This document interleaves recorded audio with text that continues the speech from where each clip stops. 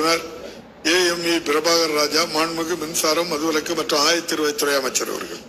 மாண்புமிகு பேரவைத் தலைவர் அவர்களே, சென்னை மாநகராட்சி பகுதியில் 5 கோட்டங்களில் உயர் தாழ்வழுத்த மின்கம்பிகள் பொதுவிடங்களாக மாற்றப்பட்டுள்ளன.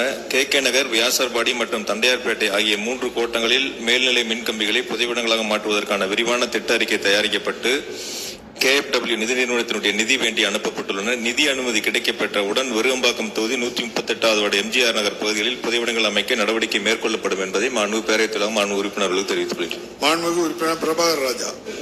மாண்புமிகு பேரவைத் தலைவர்களே, விருகம்பாக்கம் சட்டமன்ற தொகுதி வார்டு எண் 138 MG நகரை பொறுத்தவரை அனைத்து தெருக்களும் மிகுந்த குறுகிய தெருக்களாக இருக்கும். 18 அடி 15 தெருக்களாக இருக்கும். ஆகவே அங்கே செல்லக்கூடிய உயர்நிலை மின்கம்பங்கள் மக்களுக்கு ஒரு சில இடங்களில் ஆபத்தாக இருக்கிறது. குறிப்பாக முல்லை தெரு, அன்னை சத்யா நகர், பாரதியார் தெரு போன்ற இடங்களில் 44 தெருக்களில் அமைச்சர் அவர்கள் விரைந்து புதுவிட மின்கம்பங்களை செய்து தருவாரா? மேலும் வார்டு எண் 127, 28, 29, 36, 37 ஆகிய வார்டுகளுக்கும் உடனடியாக புதுவிட மின்கம்பங்களை அமைத்து தருவார் என்று தங்கள் வாயிலாக கேட்டு அமைகிறேன். மாண்புமிகு அமைச்சர்.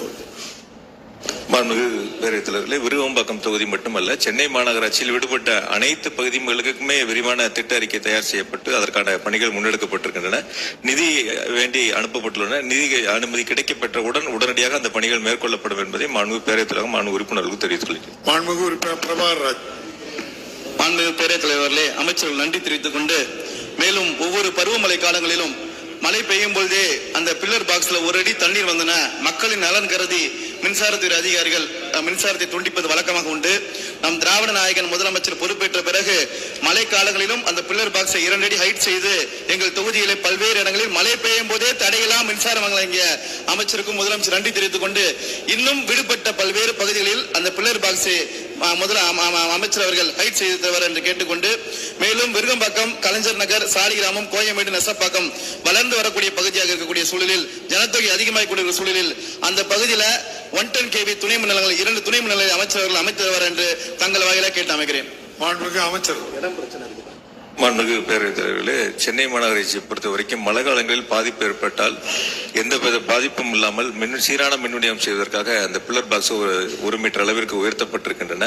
விடுபட்ட பகுதிகளில் இந்த ஆண்டு அந்த பணிகளை எடுத்துக் கொள்ளப்பட வேண்டும் என்று அதிகாரிகளுக்கு அறிவுறுத்தப்பட்டிருக்கின்றன. மாநகராட்சி பகுதியில் முழுவதுமாக அந்த பில்லர் பாக்ஸ் 1 மீட்டர் அளவுக்கு உயர்த்த நடவடிக்கை எடுக்கப்பட்டுள்ளது. மேலும் விருகம்பாக்கம் தொகுதியில் 238 RME புதிதாக அங்கே நிறுவப்பட்டு பயன்பாட்டிற்கு கொண்டு வரப்பட்டிருக்கின்றன. 5 துணை மின் நிலையங்கள் அங்கே பணிகள் எடுத்துக் கொள்ளப்பட்டிருக்கின்றன. அதற்கான நிர்வாக அனுமதியும் வழங்கப்பட்டிருக்கின்றன. மாண்புமிகு உறுப்பினர் 2 துணை மின் நிலையங்கள் கேட்டிருக்கின்றார். அது அரசு கவனத்தில் கொள்ளும் என்பதை மாண்புமிகு பேரவைத் தலைவர் மாண்புமிகு உறுப்பினர்கள் தெரிவித்துள்ளேன். மாண்புமிகு உறுப்பினர் MC சண்முகையா. ஒட்டப்பிடாரம் சட்டமன்ற தொகுதியில் தூத்துக்குடி தாலுகா மரவன்மடம் ஊராட்சியில் 110 கிலோவாட் துணை மின் நிலையம் அமைக்க